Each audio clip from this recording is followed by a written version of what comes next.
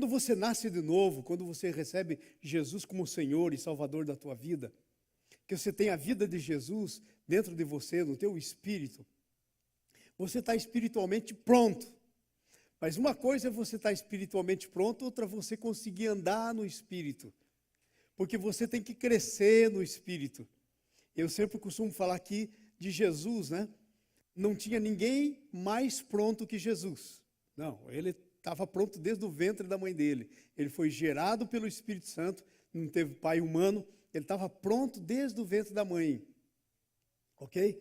Mas quando ele foi na cruz, que ele estava lá para orar com os discípulos, antes um pouquinho do Judas vir e traí-lo, ele pegou 3 dos seus melhores amigos, Pedro, Tiago e João, e disse: olha, o negócio vai ficar complicado, porque vão me trair, e eu vou me entregar, ninguém vai pegar a minha vida, eu vou me entregar, e o pecado de todo mundo vai cair sobre mim, e eu vou morrer para pagar o pecado dos pecadores, vou morrer no lugar de todos os pecadores, de todos os tempos.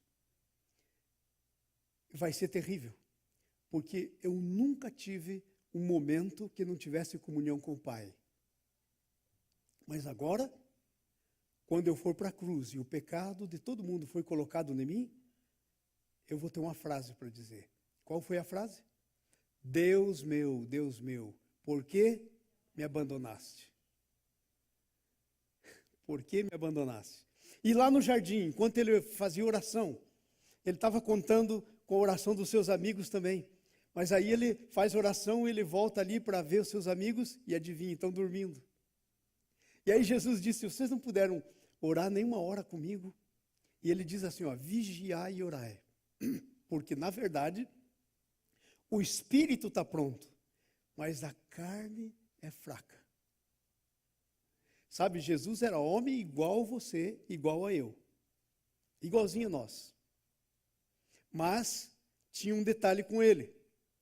Ele era crescido, ele era nascido de novo e espiritualmente maduro. Ok? Ele tinha controle da sua alma. Ele disse lá no jardim: a minha alma está profundamente triste até a morte. Vocês sabiam que Jesus tinha entrado numa depressão? Foi o único lugar na Bíblia que eu leio que Jesus esteve deprimido, foi esse. Mas está escrito lá. E não fui eu que escrevi. E se está escrito lá, é verdade. Ele diz: a minha alma está profundamente triste até a morte. E ele começou a orar e começou a suar gotas de suor como sangue. Quer dizer, o negócio era tão tremendo que os vasos da sua pele se arrebentaram e começaram a sangrar. Você já pensou nisso? Então, o que é que está acontecendo com Jesus ali? Eu contei toda essa história por um motivo. O que é que está acontecendo com Jesus ali? Ele próprio disse lá: o espírito está pronto, mas a carne... O que é a carne? A carne é a sua mente, suas emoções, a sua razão, suas decisões. Isso é a carne. A carne, em outras palavras, é a tua alma. Diga: minha carne não é só essa. É a minha alma. A Bíblia chama a tua alma de carne. E aí você pode ser um cristão carnal, que a alma comanda, ou você pode ser um cristão igual Jesus, espiritual, que o espírito comanda. Amém? Então, crescer no espírito é você conseguir que o espírito tenha controle sobre a tua alma. É você não andar na carne, é você andar no espírito. É isso que é andar no espírito. É o espírito, nosso espírito humano, pelo Espírito Santo, ter controle da nossa alma. E nós estamos vendo que a nossa alma, quando nós andarmos sem Deus, ela foi disciplinada. A nossa alma é mais ou menos como aquele cachorrinho que a gente ensina ele virar, ensina a rolar. Cada vez que ele faz isso, a gente dá um treat para ele, né? A gente dá uma comidinha para ele, uma coisinha para ele. E então a gente cria um comportamento. A nossa alma, quando nós andávamos sem Deus, e havia uma natureza pecaminosa no nosso espírito, comandando a nossa alma, essa natureza treinou a nossa alma, como a gente treina o cachorrinho, de dentro para fora, de tal forma que ela ficou treinada para querer ser o centro. Se chama egocentrismo. O nosso ego é o nosso eu, é a nossa alma. Mas o centrismo, esse negócio da nossa alma, querer ficar no centro de todas as coisas, isso é pecaminoso. Porque a nossa alma foi feita não para ficar no trono, mas para ser controlada pelo Espírito. Amém? Então agora veja só, o que acontece? Nós temos agora que, segundo Romanos capítulo 12, versículo 1 e 2, nós temos que oferecer os nossos corpos por sacrifício vivo, santo e agradável a Deus, que é o nosso culto racional. Agora, como vai fazer isso? O versículo 2 ensina. Romanos 12, 1 e 2. Agora o 2. E não vos conformeis com esse século, mas transformai-vos pela renovação da vossa mente, para que experimenteis qual seja a santa, boa, agradável vontade de Deus. O Espírito Santo, no teu espírito, mudar e ele controlar a tua alma, criar hábitos na tua alma, ou você pode fazer uma modificação de comportamento de fora para dentro. Vamos dizer assim, está ali o Pablo, né? E o Pablo está esperando que eu fale o nome dele.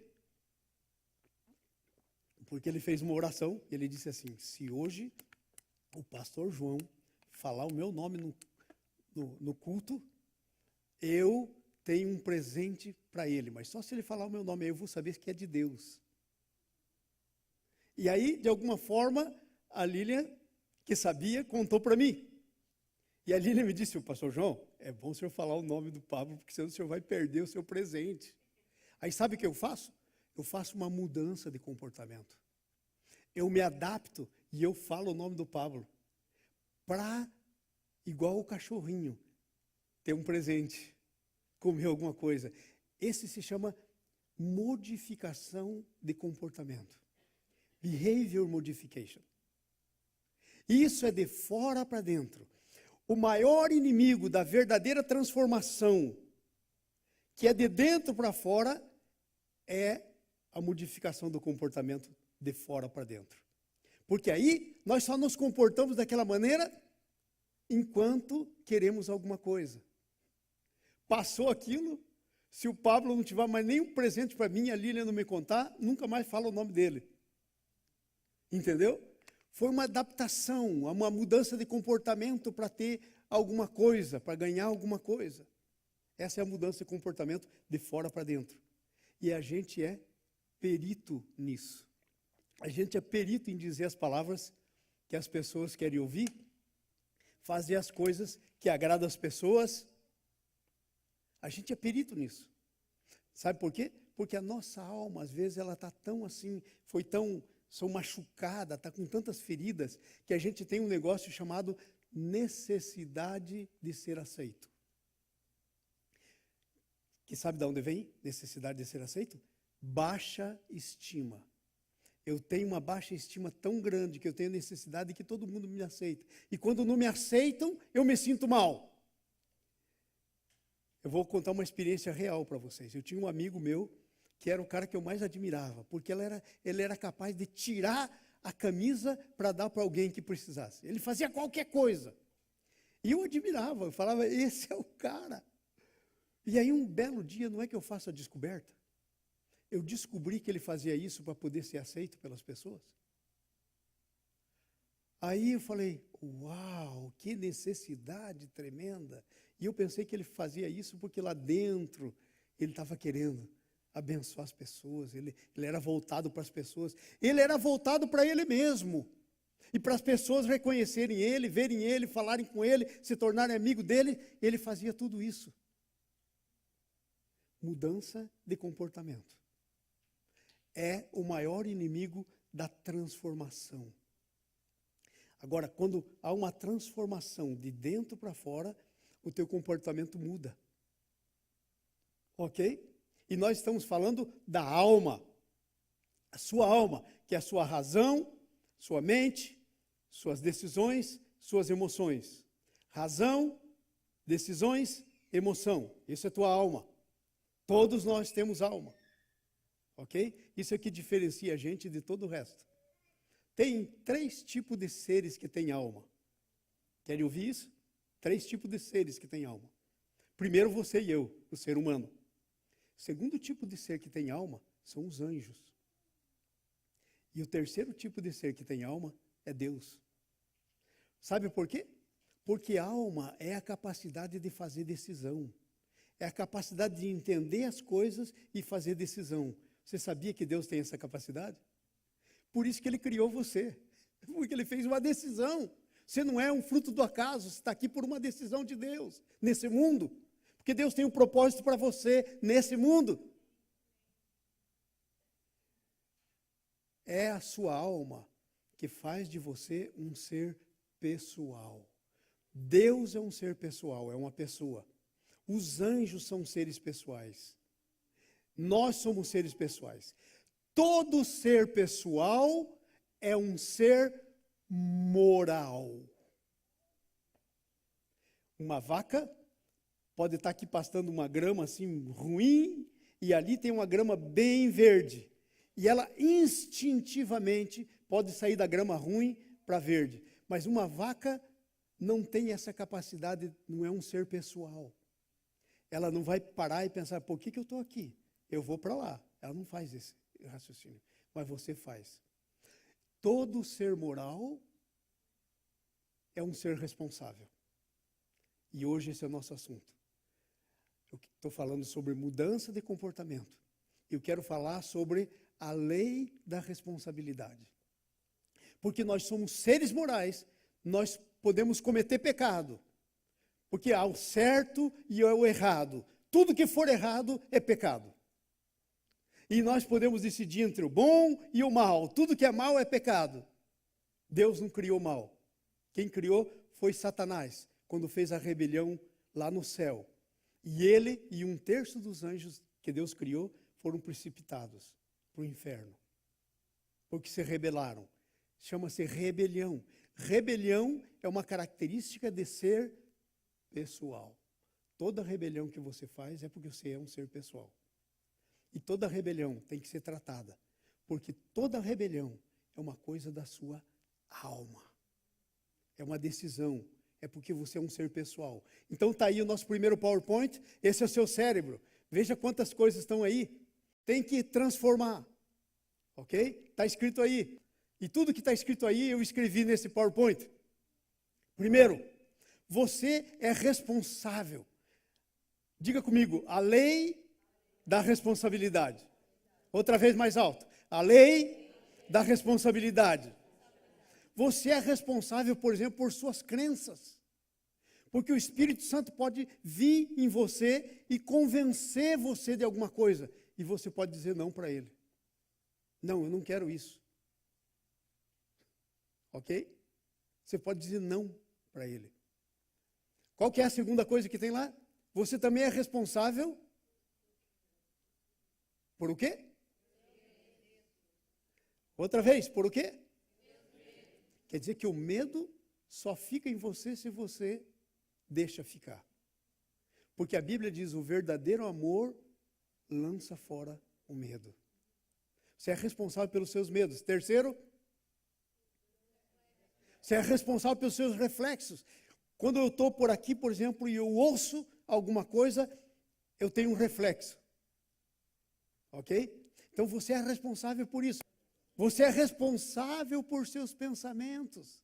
Gente, pensamentos teus podem vir de 2 fontes.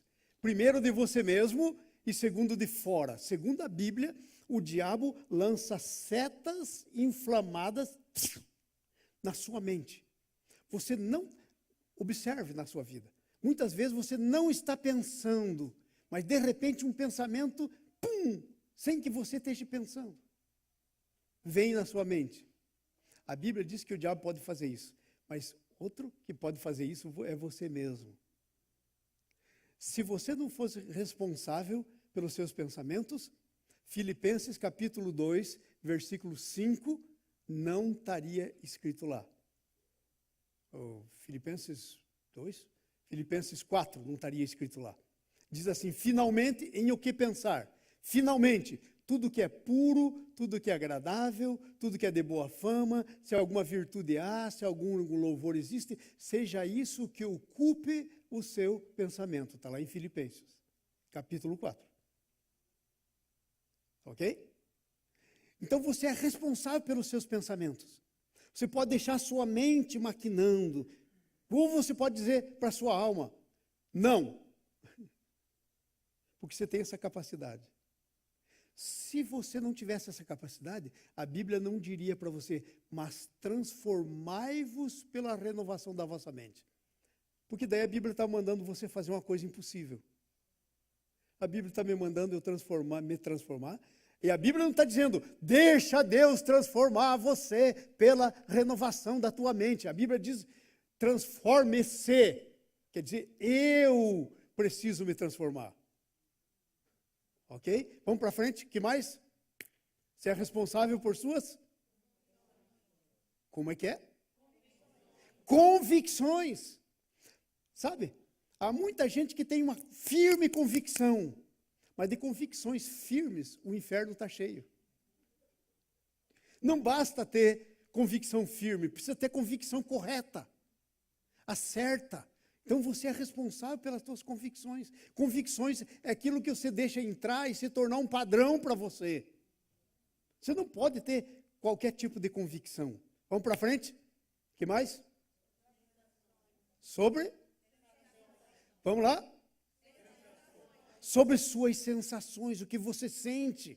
Então você levanta de manhã e você, estou me sentindo mal. E aí você vê o seu pai, sua mãe, sua esposa, o seu filho, e você diz, acho que hoje eu levantei com o pé esquerdo. Porque você está com uma sensação. Gente, sensação você tem agora e daqui a pouco não tem. Você é responsável pelas suas sensações. Você não pode deixar sensações ficar em você sem que você decida. Deus te fez pessoa para você ter capacidade de decisão. E nós estamos falando da lei da responsabilidade, que é a lei de como é que você forma novos hábitos cristãos. E para formar novos hábitos cristãos, você nunca vai formar sem responsabilidade. Você tem que assumir a responsabilidade por todas essas coisas que estão nesse PowerPoint que você está vendo aí. Qual o próximo? Eu gostava muito, quando eu estava no Brasil ainda, do Chaves, né? Ele dizia assim, foi sem querer querendo. Não existe como querer sem querer. Ou quer ou não quer. Toda ação tua reflete o que você pensou. Veja, eu não posso ter levantado a minha mão sem ter pensado e decidido levantar a minha mão. Agora, se eu estou sentado e eu bato com o martelo aqui, lembra que o médico faz isso? Tum, tum. Isso é reflexo condicionado, isso eu não pensei. Mas eu não posso mudar o pé, eu não posso fazer outra coisa alguma. Não posso abrir o olho, fechar o olho, sem ser responsável. Ok? Isso é minha responsabilidade. Para frente, duas afiliações. Sabe o que quer dizer com afiliações aí? Com quem você anda. Você é responsável com quem você anda. Tem um ditadozinho aí popular que é bíblico, eu depois acabei achando ele na Bíblia. Diz-me com quem anda e eu vou te dizer quem você é. As más companhias corrompem os bons costumes. Então você é responsável por isso, em escolher com quem você anda. Vamos para frente, o que mais? Seus anseios, os desejos que você tem. Você pode construir desejos pecaminosos. Qual que você acha que, quando existe um ladrão profissional, qual que você acha que é o maior anseio de um ladrão profissional? Fazer o maior roubo da história. Roubar a coisa mais valiosa da história. Isso é um anseio. Quais são os teus anseios? Temos que checar toda essa lista que está no PowerPoint, porque existe uma lei chamada Lei da Responsabilidade. Vamos para frente, eu quero passar rapidinho, porque eu quero mostrar um personagem quebrando essa lei e se dando mal. Você é responsável pelas suas reações. Sabe? Se você reage de um jeito não cristão, você é responsável. Você é responsável. Não, eu fiz isso porque ele fez isso. Negativo. Você não precisa responder. Aliás, essa é a maior das características de um cristão. Ele não paga o mal com o mal. Ele paga o mal com o bem. Vamos para frente? Você é responsável pelas suas emoções. Ei, vamos outra vez? Você é responsável? Não, isso é muito sério. Quero que fale alto. Como é que é? Por que eu estou pondo ênfase nisso, nas suas emoções? Porque há muita depressão que tem origem química no seu cérebro. Eu não sou nenhum bobo, eu sei disso. Mas na maioria das vezes a depressão é da alma, é estado da alma. E você é responsável por não ficar deprimido, não aceitar a depressão. Quando a depressão tenta se instalar em você, às vezes por pensamentos negativos, às vezes porque você foi decepcionado com alguma coisa, quando ela tenta se instalar em você, você tem que dizer não. Você tem que dizer não. Vamos para frente, o que mais? Suas atitudes. Suas atitudes. Você é responsável. Você não é responsável igual um animal. Você chegou em casa com um sapato novo, lindaço, pagou a nota e é uma quinta-feira e você comprou porque você vai num casamento no sábado. Aí você tinha aquele cachorrinho seu que está crescendo ainda, é um puppy, pequenininho, e você esquece o seu sapatinho do casamento. Adivinha o que vai acontecer? Ele vai pegar o seu sapato, vai roer o seu sapato, vai destruir o seu sapato. Agora presta atenção. Aí quando ele faz isso e você descobre, você agarra ele e diz assim, seu maldoso. Você não pode dizer isso. Ele não é gente. Ele não é responsável. O responsável é você que devia ter posto seu sapato no lugar mais alto, para ele não pegar, ok? Entendeu? Essa é a diferença. Essa é a diferença. Hoje eu quero meditar na vida de uma pessoa que tinha tudo para ser um homem tremendo, mas que jogou para fora, por causa da lei da responsabilidade. Eu vou meditar sobre a pessoa de Saul. E eu quero, antes de começar a meditar nele, dizer isso para você. Somente você é responsável por você. Ninguém é responsável por você. Você é responsável. E você pode decidir como vai ser a sua vida. Ainda mais que você é um cristão. Você pode decidir. Se alguém vem e oprime você, tem um livro famoso de alguém da Segunda Guerra Mundial. Frankl era o nome dele. Botaram esse homem no campo de concentração para quebrar a vontade dele. Fazer ele se dobrar. Fazer uma lavagem cerebral nesse. Viktor Frankl, o nome dele. Era um alemão. E aí então botaram ele no campo de concentração. E ele ficou lá no campo de concentração e faziam tudo para quebrar a vontade dele. Nunca conseguiram, sabe por quê? Porque só ele era responsável por ele, ele entendeu isso. Diziam tudo para ele. Quer ver uma coisa? Eu já falei isso, mas eu quero falar de novo. Pablo, vamos dizer que você fez uma decisão, isso é mentira. Mas eu peguei o Pablo hoje para Cristo, né? Como a gente diz. Ó, Pablo, isso é mentira, não é verdade, mas é um exercício que eu quero fazer. Você se levantou mal e você se levantou dizendo, não, pastor está cobrando esse tipo de coisa, não gostei, hoje eu vou humilhar esse danado desse pastor, eu vou dizer tudo para ele. E aí então você se levanta e começa a dizer para mim, diga assim, pastor João, você é um mau pastor, você não é responsável, você faz as coisas erradas com os irmãos da igreja. E eu estou ouvindo. E qual é a tua intenção? Me ferir. Agora, vocês sabiam que ninguém pode me ferir, que a única pessoa que pode ferir a mim sou eu mesmo? Sabe por quê? Porque o Pablo pode dizer tudo o que ele quiser. vai entrar na minha mente e eu vou decidir o que eu faço com isso. Aí o Pablo diz, você é irresponsável. Eu vou pensar, sou irresponsável? Às vezes sim, é verdade, o Pablo tem razão. Você é um mau pastor? Sou um mau pastor? Bom, não estou completo ainda, mas eu ser um mau pastor, 100%, negativo. Então eu vou pensando. Mas se eu deixar tudo entrar aqui, sem pensar, e eu tiver baixa estima, e eu não entender que eu sou responsável, eu vou aceitar tudo o que o Pablo disse e vou chegar em casa e dizer para Nice, de hoje em diante, abandonei esse negócio. Vou cuidar das minhas coisas lá no Brasil, da minha plantação, vou cuidar da minha casa aqui, vou fazer as coisas que eu tenho que fazer. Chega de ser pastor, porque você é pastor e depois veja o que faz com você.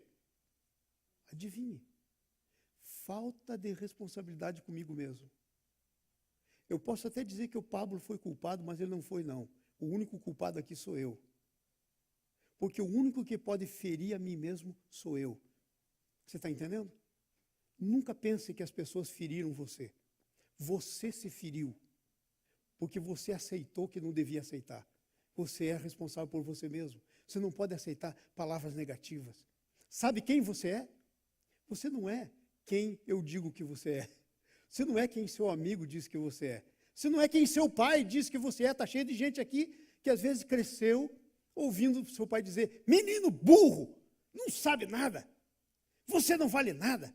Menina, você não presta. Cresceu ouvindo isso. Sabia que você não é o que seu pai e sua mãe disseram? Você não é nem o que o diabo diz que você é.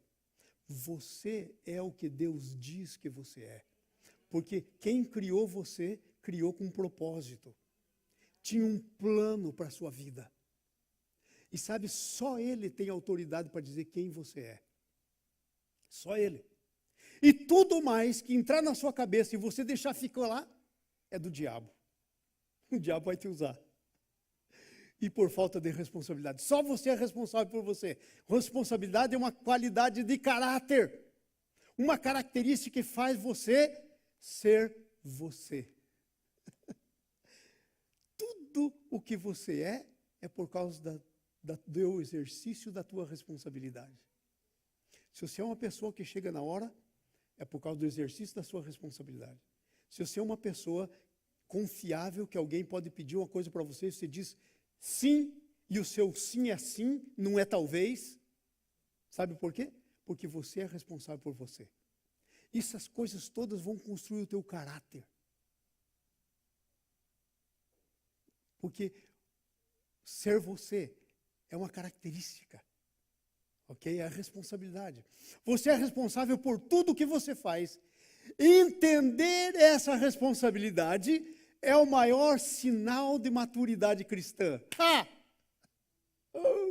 Sabe como é que você pode medir? Sabe qual é a trena que mede a tua estatura da vida cristã? Quão responsável você é.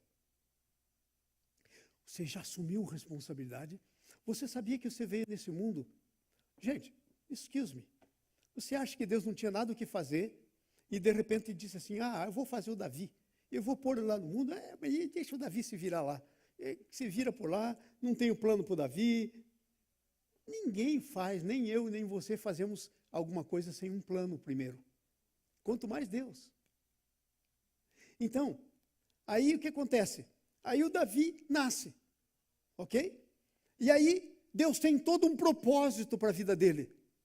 Ele pôs ele aqui nesse mundo com um propósito. Ixi, mas daí o Davi, lá na escola, arrumou uns maus amigos. Ixi, o Davi arrumou gente que para andar com eles. Terrível o trabalho que o Davi... E aí, tudo está ruim. E aí, sabe de uma coisa? Isso tudo tem o poder de dizer que você não é quem você é. As circunstâncias. Então, você é responsável de entender essas coisas. Qual é o plano que Deus tem para você? Quando Deus pensou em você, Ele pensou no melhor plano para a tua vida. Pergunta, você está vivendo isso? Às vezes não.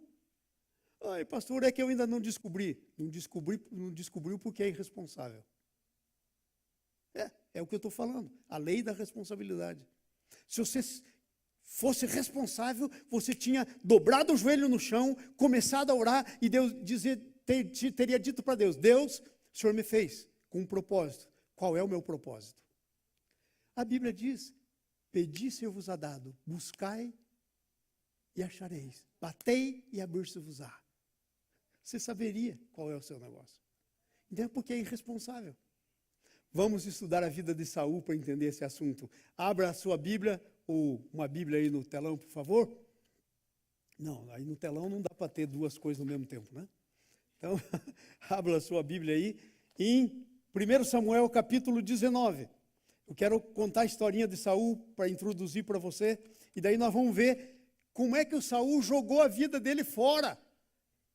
Repita comigo, eu vou entender hoje como Saul jogou a vida dele fora, para que eu não jogue a minha vida fora.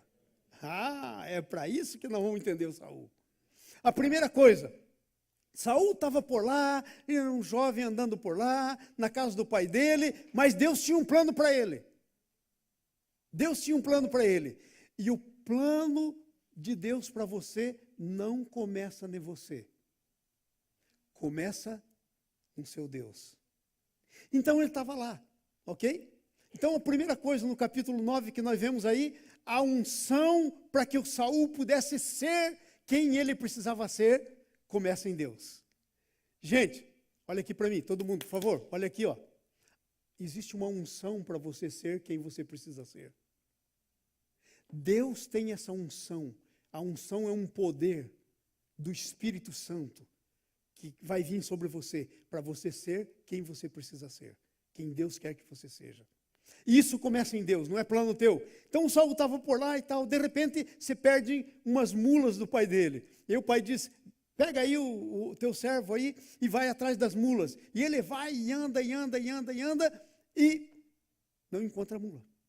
Aí já estavam cansados de andar e estavam perto de um lugar chamado Ramá, que era onde tinha um profeta Samuel. Ele ia lá em Ramá de vez em quando. E aí o servo dele disse: vamos consultar o profeta, porque o profeta sabe toda coisa, ele sabe até onde que estão as mulas do teu pai. E aí ele disse: mas eu não tenho dinheiro, uma ofertinha para dar para o profeta. E o moço falou: não, eu tenho aqui alguma coisa. E eles foram, sabe?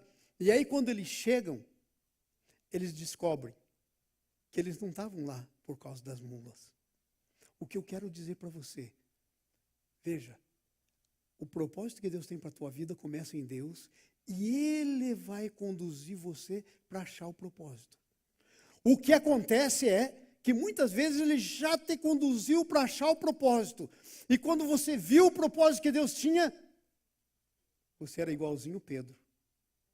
Porque Jesus tinha um propósito para ele, mas Pedro tinha um outro propósito para ele. O propósito de Jesus para Pedro era que Pedro fosse um dos 3 discípulos sobre os quais toda a história da igreja ia ser fundamentada. Jesus disse: sobre essa rocha edificarei a minha igreja. Agora veja, o Pedro tinha um propósito para ele mesmo. Sabe qual que era? Ele era um Pedro ninguém, pescador do mar da Galileia, não tinha nada. E agora ele começa a andar com Jesus, Jesus o rei. E então ele pensa que Jesus ia expulsar o Império Romano, se assentar no trono, e ele ia se assentar do lado direito no trono. Já pensou um Pedrão que não era ninguém agora, sentado do lado direito do rei? Até que não era nada pequeno o plano, né? Era bom. Só que o plano de Deus era muito, muito, muito maior. Sabe por que você conhece hoje Pedro? Conhece muito do Pedro. Conhece as bobagens dele, conhece as coisas boas que ele fez. Ficou escrito na Bíblia. Sabe por quê? Por causa do propósito de Deus. Deus tinha um propósito para Pedro escrever 2 epístolas, 1º e 2º Pedro. Deus tinha propósito para Pedro, lá no Atos dos Apóstolos, para tudo aquilo que ficou escrito. Muito mais do que sentar à direita de Jesus e daí morrer daqui a pouco e acabou tudo. Entenderam? Assim era com Saul. Deus controla as circunstâncias, mas quando você chega nas circunstâncias, você tem uma decisão para fazer. Ou vai seguir a tua, ou vai seguir a de Deus. Porque aí Jesus chegou para o Pedro e disse assim, então tá bom, você disse que eu sou o Cristo, filho de Deus vivo, eu vou lá para Jerusalém para morrer, para ser o Cristo. E aí sabe o que aconteceu? O Pedro falou, tem alguma coisa que não está bem. Se o senhor vai morrer, como é que vai sentar no trono? E se o senhor não sentar no trono, e eu? Como é que fico? Não vou ter ninguém para sentar do lado. Aí ele pega Jesus e diz, Senhor, de modo nenhum isso te acontecerá. E Jesus diz, para trás de mim, Satanás. Não cogita das coisas de Deus, mas dos homens. Por que isso, gente? Por causa do que nós estamos falando, da lei da responsabilidade. Pedro tinha um chamado, como você tem um chamado.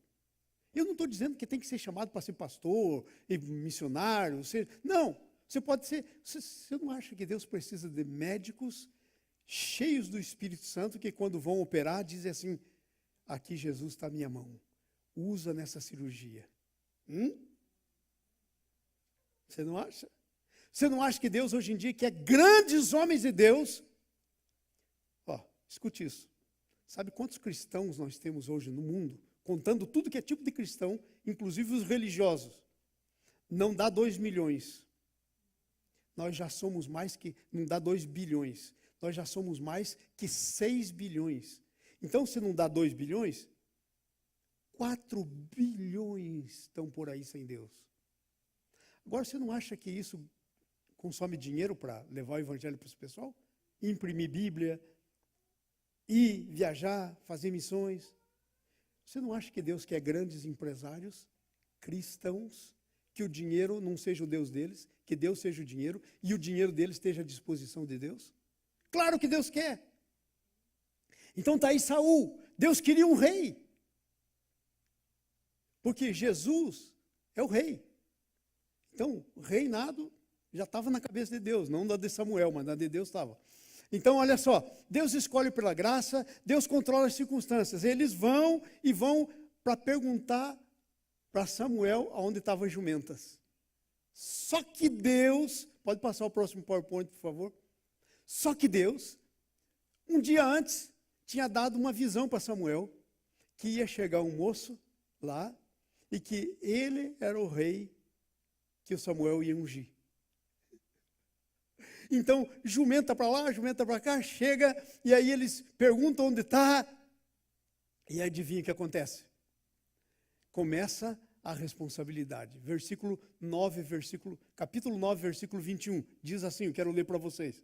Escute isso. 9, 21. Diz assim, respondeu Saul.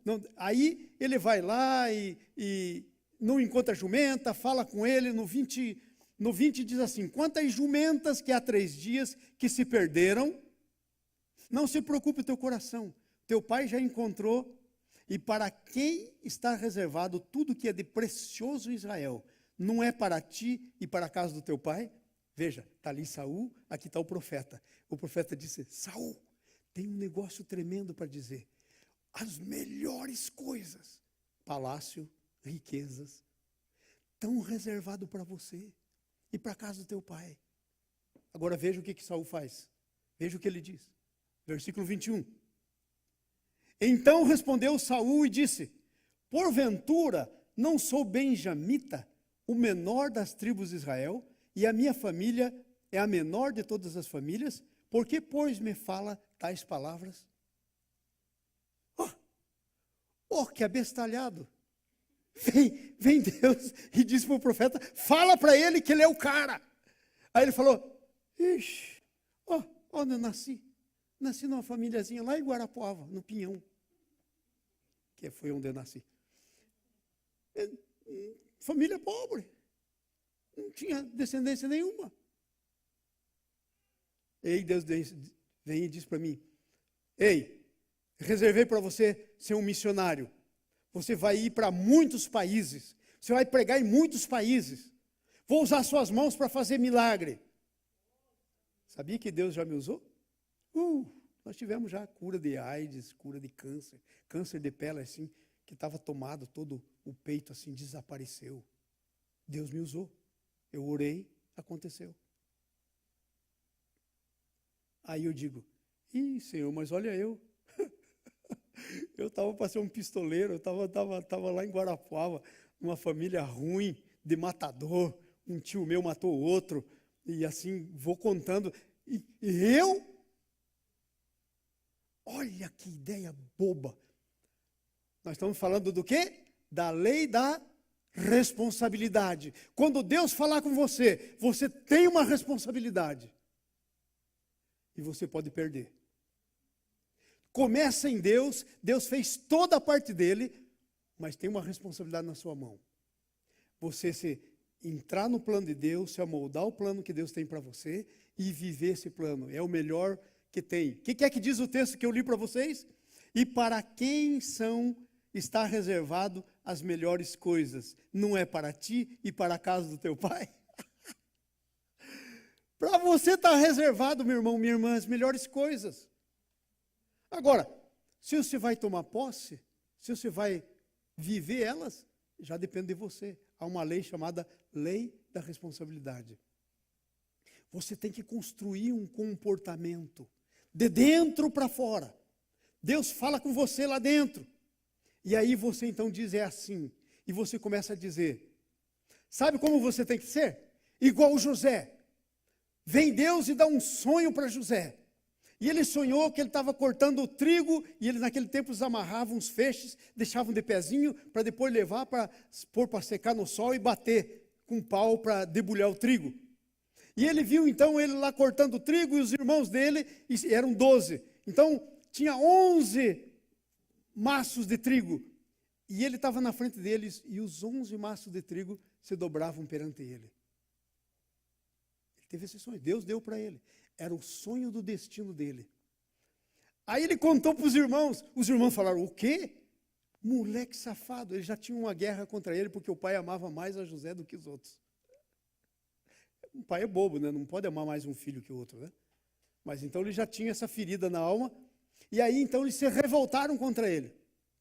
Aí ele teve outro sonho. O sol, a lua e 11 estrelas se dobravam perante ele. Aí os meninos falaram, não, isso já é demais. Foram contar para o pai dele e falou, olha, ele está dizendo que o senhor e a mãe vão se dobrar para ele. Que menino ousado é esse? O que esse moleque está pensando? E era Deus falando do destino dele. E sabe o que ele fez? Ele aceitou. Agora nós temos aqui Deus falando do destino de Saul. E sabe o que ele está dizendo? Ai, isso não pode ser para mim. O José disse, yes, isso é para mim. Chega, conta para os irmãos, conta para todo mundo. E aí, se você entra no teu destino, se você aceita, se você se torna responsável, se você deixa a palavra de Deus construir um novo comportamento em você, se você decide que você vai ser aquilo que Deus disse que você vai ser, isso vai mudar o teu comportamento.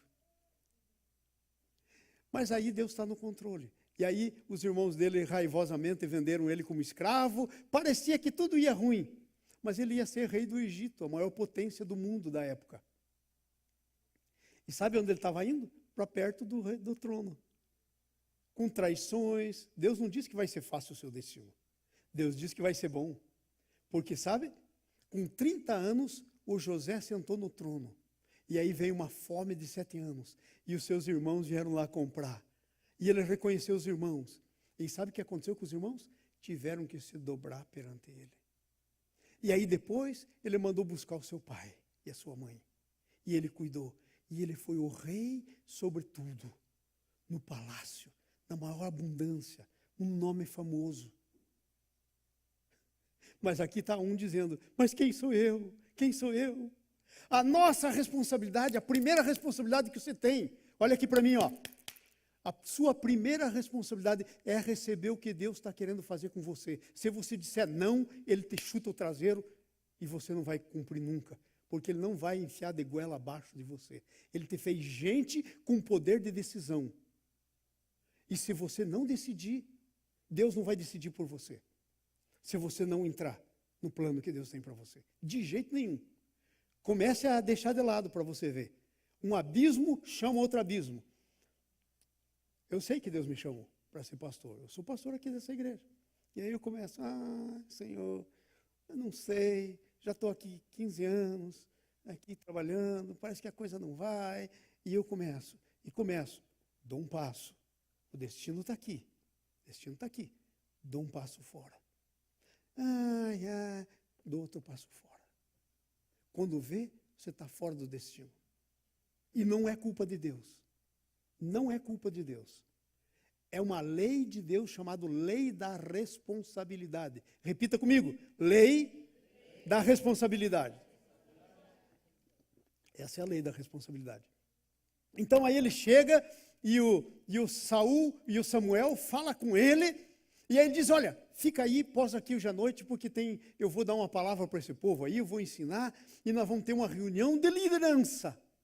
Só os líderes grandes vão estar aqui, e você fica aí, que você vai estar lá. Aí sabe o que acontece? Acontece que ele vai para lá. E aí ele entra e senta na sala do banquete. Não foi ele que fez nada para isso. Ok? Ele ainda está no momento em que Deus está dando a oportunidade para ele.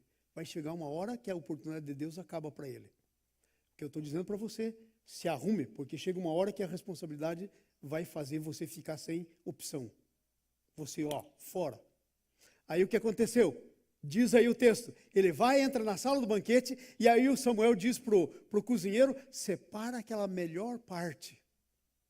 E aí está todo mundo lá, e tem aquele garotão, ele era alto, bonitão, mas parecia um camarada aí desses de moda, né, que desfila por moda, um modelo. E aí então ele senta, e aí trazem aquele pedação especial, a coxa do carneiro, que é a coisa mais especial que tem, e põe na frente dele. E todos os outros olhando. Deus põe você na sala do banquete e te traz o melhor na sua frente.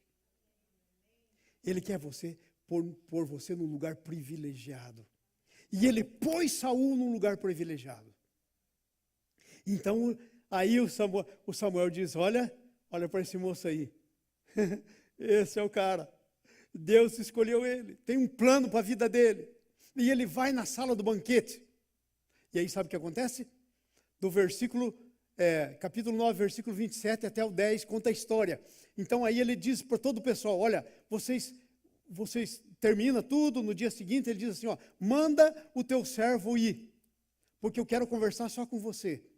Chega uma hora que Deus vai querer, papo tete a tete, um a um com você. Então o moço vai na frente e o Samuel fica. E sabe o que ele faz? Ele pega um vaso de azeite, que era o que se usava para a ordenação de reis, para a coroação de reis. Ele despeja na cabeça de Saul. O azeite era um símbolo do Espírito Santo. Ele despeja sobre a cabeça de Saul e começa a dar uma palavra para ele. Diz assim, olha, hoje vai acontecer com você. Você vai sair daqui, vai encontrar um povo ali, vão estar fazendo isso e tal. E ele dá toda uma série de coisas que vão acontecer. Sabe por que o Samuel faz isso com Saul? Porque não há nada que vai acontecer na sua vida que Deus já não saiba. E não tenha controle. Então ele derrama o óleo na cabeça e diz para o Saul o que ia acontecer na vida dele. E aí então, a Bíblia tem um versículo tremendo. A Bíblia diz que Deus resolveu agilizar as coisas. Deus resolveu fazer todos aqueles sinais que era para cumprir em alguns dias, no mesmo dia. Deus estava com pressa. Deus estava com pressa. Deixa eu dizer para você, sabe por que esse versículo está lá na Bíblia, que Deus estava com pressa? Porque Deus está com pressa com você. Você não pode ficar adiando. Deus está te chamando, Deus tem uma coisa para você. Sai, em nome de Jesus, da zona de conforto. Sai da zona de conforto, em nome de Jesus. Porque se você não sair, você perde o seu destino. Vai perder. Vai sair fora. Sai da zona de conforto. Fica nessa maldita zona de conforto, que é onde o diabo age, na zona de conforto, e aí não traz a realidade de tudo que Deus já criou para você. Eu quero dizer uma coisa para vocês, eu estou irado. Não com vocês, nem comigo. Eu estou irado porque eu estou entendendo claramente como é que o diabo faz as coisas. Sabe qual que é a coisa que mais o diabo usa? Uma coisa chamada zona de conforto, que é onde você está na zona de conforto, você sabe se mover, você não é capaz de dar um passo para fora na vontade de Deus. É um Saul. É um Saul. E quando a luta vem, você diz assim, você tem que ser o José. Você não pode ser um Saul. Então o que acontece? Aí Deus estava com pressa. E ele sai e encontra um grupo de profetas. O Espírito Santo vem sobre ele, toma ele, ele fica um dia inteiro profetizando no meio dos profetas. E aí apareceu até um ditado que virou um ditado popular. Saul no meio dos profetas, porque ele nunca tinha ido em escola de profeta, não era discípulo de profeta, não era nada. Mas Deus tinha um destino para ele. Não interessa se você não é nada, porque você é o que Deus planejou para que você seja. Não interessa se Saul não era nada, ele era o que Deus tinha planejado para ele ser. Então o Espírito Santo vem sobre ele, e ele então fica ali profetizando e profetizando, profetizando um dia inteiro cheio do Espírito Santo. Agora, gente, quero fazer uma pergunta para vocês. No fim da história, Saul morreu. Saul virou espírita. Foi consultar uma médium chamada médium de Endor, uma feiticeira. Agora eu quero fazer a pergunta para vocês. Vocês acham que Deus teve a ver alguma coisa com a derrota do Saul? Fazendo tudo isso, gente. Deus fazendo tudo isso. Deus é quem escolhe, pessoal. Vai para o próximo slide, por favor. Agora veja. Você tem uma lei chamada lei da responsabilidade. A primeira coisa é entrar no seu destino. É a primeira responsabilidade que você tem. Fora do seu destino, você está ferrado. Não tem nada para você fora do destino. Não de Deus. Você vai levar uma vida terrível. Então, nesse ponto começa a nossa responsabilidade. Versículo 10, capítulo 10, versículo 8. Veja o que diz o versículo 8.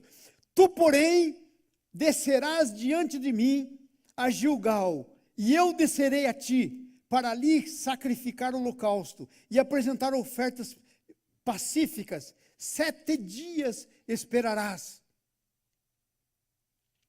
até que eu chegue. Sabe o que é que o Samuel está preparando? A unção dele como rei. Ele ia a Gilgal, e ia chamar todo Israel para Gilgal, então lá ele ia ordenar Saul como rei.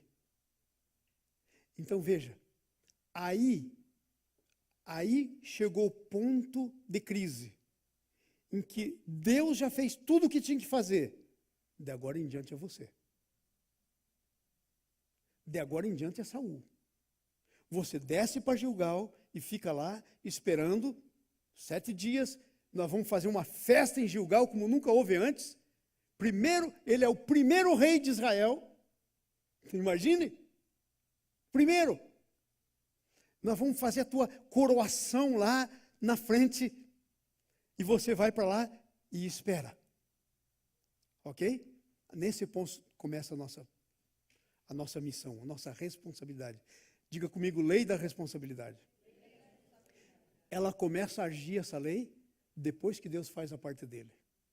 Ninguém pode chegar um dia na presença de Deus e dizer assim, mas Deus, é porque eu era, vê como é que eu era. Era porque quis ser. Porque o plano de Deus não era para você ser qualquer coisa aí. Senhor, mas veja só, não interessa. Ficou o nhenhenhê porque está fora do plano de Deus. Entenderam? Viram a seriedade da coisa? Agora veja o versículo 9 a 13 do capítulo 10. Veja o que diz aí, ó. Para que eu venha e declare o que há de fazer. Sucedeu-se que, virando para despedir-se de Samuel, Deus lhe mudou o coração. De Saul, está falando. E todos os sinais aconteceram naquele mesmo dia. E aí, ele profetiza um dia, depois ele chega lá na casa. E aí vem um tio do Saul. Ele voltou para a casa do pai, e um tio disse, estou sentindo. Parece que ele era daqueles cristãos Que sente no coração, né? Estou sentindo no coração que alguma coisa aconteceu com você. Conta aí o que é. Perguntou para o moço.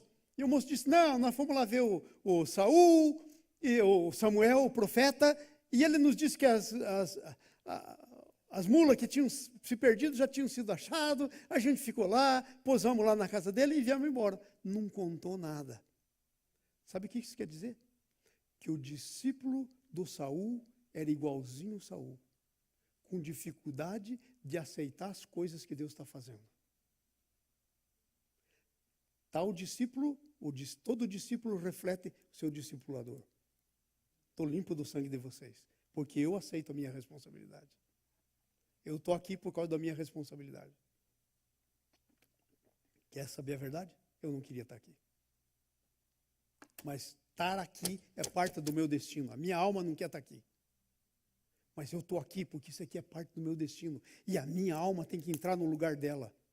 E tem que ficar lá. Porque quem dá a última palavra é o Espírito, não é a alma. Eu tenho muito mais o que fazer do que ser pastor. Sabia? Meus negócios lá no Brasil estão na mão de pessoas, outras pessoas. Eu tenho muito o que fazer. Eu não estou aqui porque eu estou com falta de opção na vida. E vou dizer mais uma coisa, me custa estar aqui. Mas sabe por que eu estou aqui? Porque esse é o meu destino. E eu não vou sair dele. E não vai ter coisa que reluza que vai atrair minha atenção.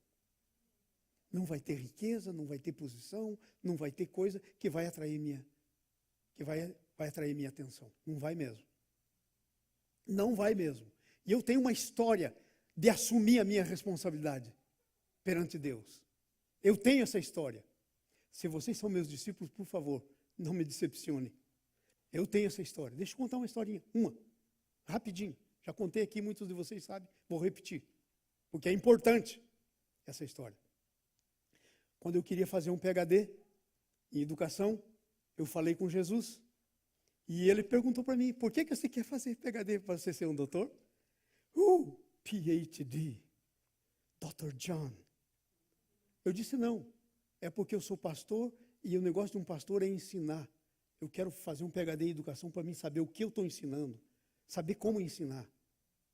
Daí eu disse, aí Deus perguntou, então, vai fazer para mim? Exatamente. Aí, ok.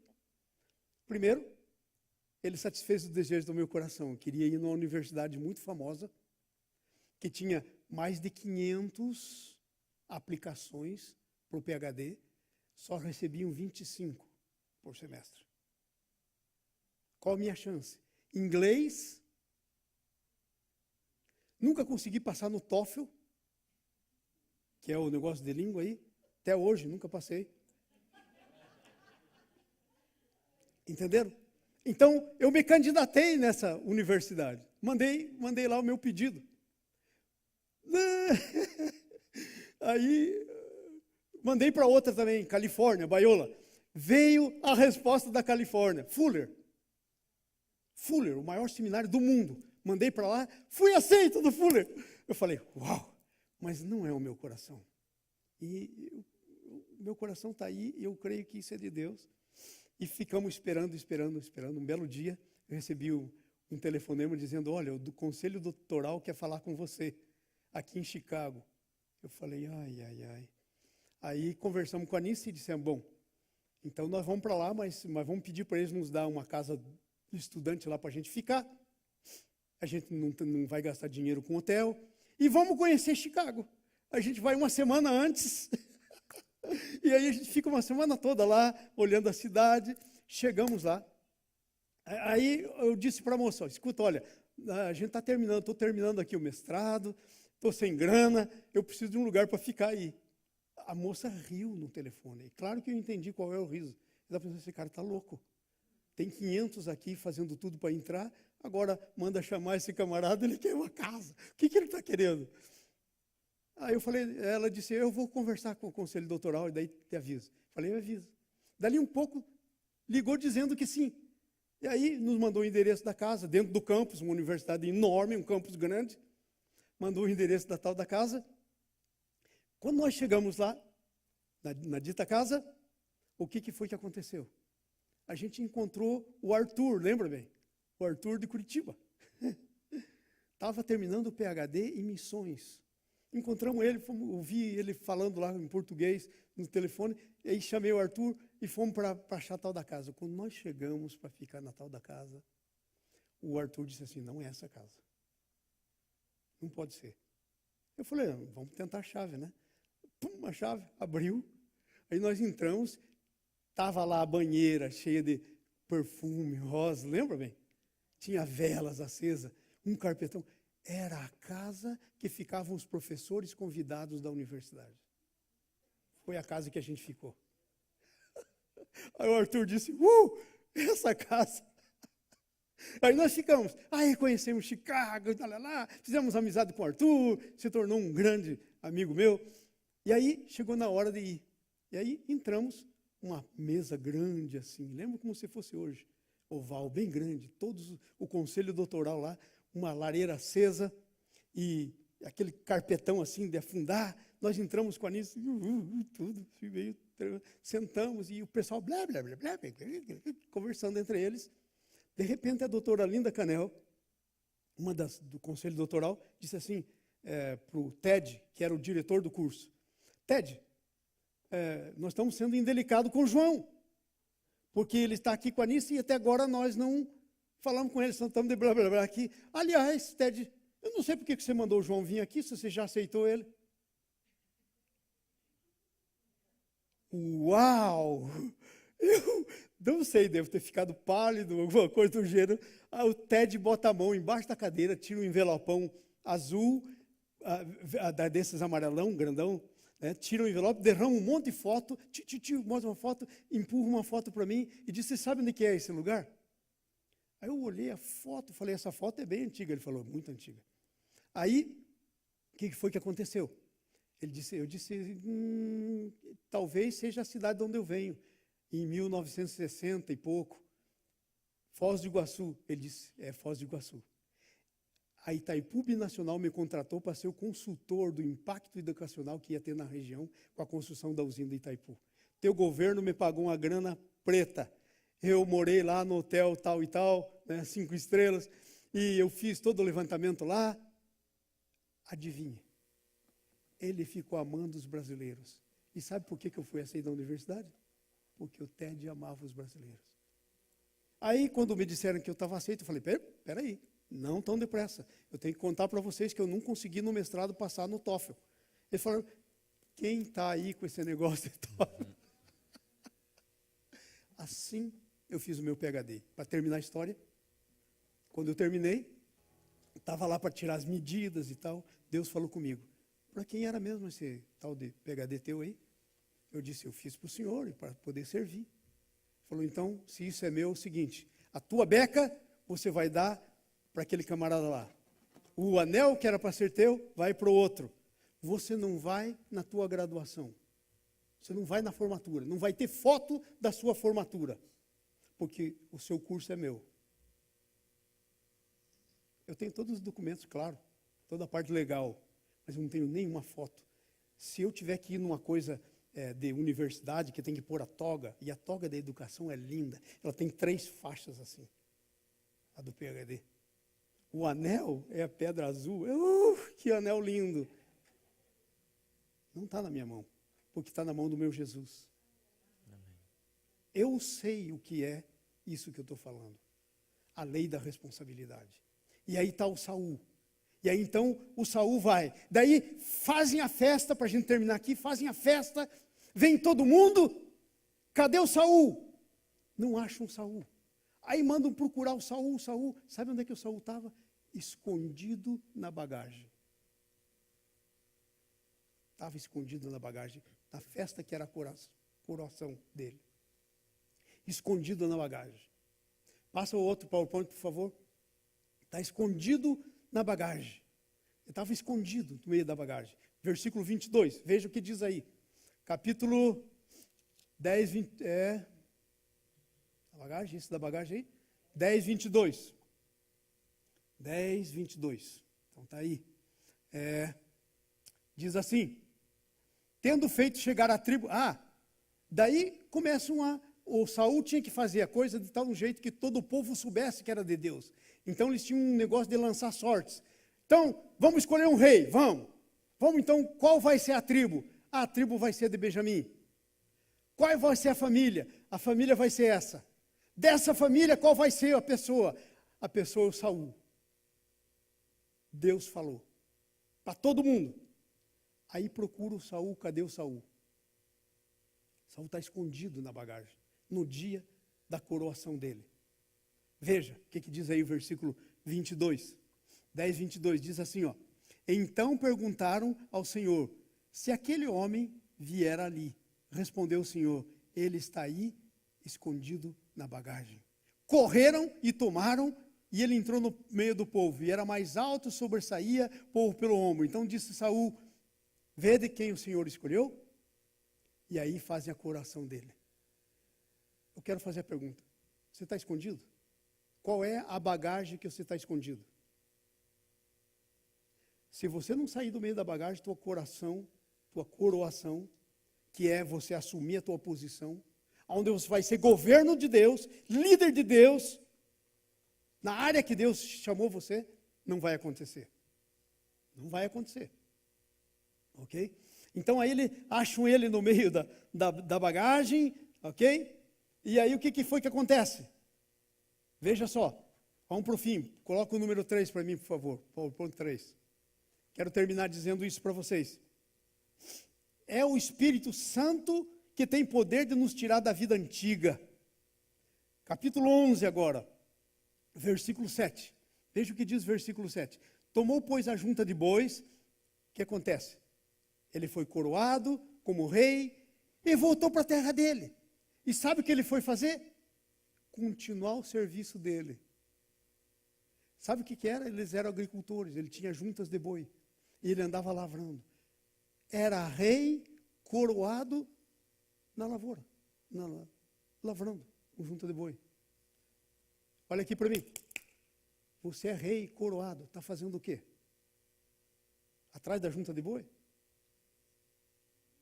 Qual é a tua junta de boi? Às vezes a nossa junta de boi são as nossas emoções. Não conseguimos entrar no destino porque andamos nas emoções. Você tem que ter controle sobre as emoções. Entendeu? O brasileiro é muito emocional, por isso eu estou dizendo isso. Então o que acontece? Há uma guerra. E aí estão querendo humilhar o povo de Israel. Quando Saul sabe, o Espírito Santo vem sobre Saul. E o Saul, cheio do Espírito Santo, veja o que acontece. Versículo 7. Tomou, pois, e os 6, e o Espírito de Deus se apossou. Diga comigo, se apossou. Outra vez bem alto, se apossou. É isso que Deus quer fazer com você. Deus quer que o Espírito Santo de Deus se aposse de você. Sabe o que é se apossar? É você perder todo o controle. E ele ganhar todo o controle em você. O Espírito de Deus se apossou de Saul. E acendeu sobre o mar de sua ira. Tomou a junta de boi, cortou os bois e mandou um pedaço para cada um. E ele disse, vou fazer o que eu fiz para esses boi, quem não vier comigo para a guerra. Eita fera! Agora nem parece o que se escondeu atrás da bagagem. Nem parece. Vou fazer o que eu fiz com esses boi, vou cortar e mandar para cada tribo quem não vier comigo. E aí o povo vai inteiro, desce. E daí sabe o que acontece? Eles descem e vão para a guerra. E eles são vitoriosos. Eles têm a maior vitória. E daí, então, é liberado sobre ele o ministério dele. Deus quer liberar o seu ministério. Você tem que sair debaixo, tem que sair de trás da bagagem. Você tem que liberar essas coisas. Mas sabe? Daí para frente, o Saul não conseguiu dominar a alma dele. Sabe o que começou a acontecer? Ele perdeu o reino. Eu quero ler a parte do perder o reino, porque essa parte é terrível. Ok? Então vamos lá, vamos ver a parte do perder o reino. Capítulo 13, versículo 13 a 14. Veja o que diz aqui, ó. Então disse Samuel, aí ele sai para fazer uma luta e tinha que matar todo mundo e ele não mata. ele vai trazendo despojo, porque batalha sem despojo não tem glória. Então ele queria glória, ele começa a tomar a glória de Deus. E aí então ele traz, e Deus diz para Samuel: até quando você vai suportar esse camarada? Se eu já o rejeitei. Aí chegou no ponto de que Deus o rejeitou. Não estou falando de salvação, não estou falando de perda de salvação, não é esse o assunto. O assunto é a alma dele. Porque mesmo que ele não tenha perdido a salvação, eu não queria viver um rei trapalhão igual ele. Quase todo o reinado dele, ele gastou correndo atrás de Davi, que nunca conseguiu pegar. Perseguindo Davi, que nunca conseguiu alcançar. Então, somos responsáveis. 13:13, veja o que diz aí. Diz assim: então Samuel disse: se procedesses neciamente, Samuel disse: vai ter guerra, espera aí que eu vou para orar. E aí começou a chegar gente no exército inimigo, e gente, e o medo entrou no coração dele.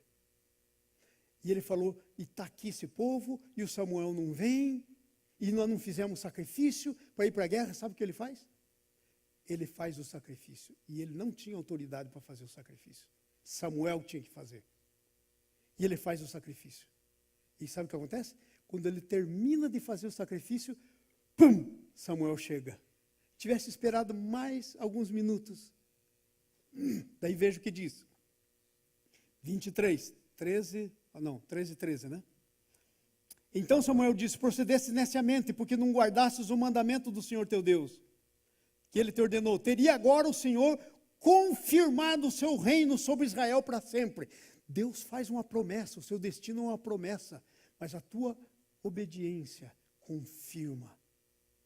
A lei da responsabilidade confirma a promessa.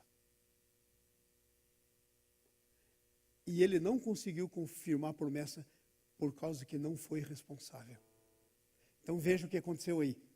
Ele diz assim: já não subsistirá o seu reino. O Senhor buscou um homem para si, para que lhe agrada.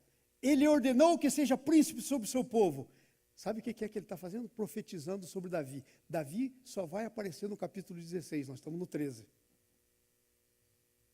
E aí então ele fica desesperado, o Saul se desespera. Veja o versículo 16 que diz: Saul e João do seu povo se achava com ele, e eles ficavam em Benjamim para lá, e os saqueadores saíram. Veja, quando você não cumpre a lei da responsabilidade, sabe o que acontece? A palavra de Deus e o profeta se apartam de você. E sabe o que vem? Leia comigo aí. Deus e sua palavra se apartam. E vem os saqueadores. Você está vivendo os saqueadores? Os saqueadores vêm quando você não cumpre a lei da responsabilidade. Vêm os saqueadores. Ai, pastor, não sei o que passa lá em casa, é só doença, um sai da doença. Ai, Senhor, a gente trabalha. Saqueador. Tem saqueador. Você está sendo saqueado? Há saqueadores. Ai, Senhor, estou aqui, sou fiel, faço tudo, mas a coisa não vai para frente. Saqueador. Quando você não for responsável, você perde a bênção. A palavra de Deus, Deus e a sua palavra, o homem de Deus se aparta e vem os saqueadores.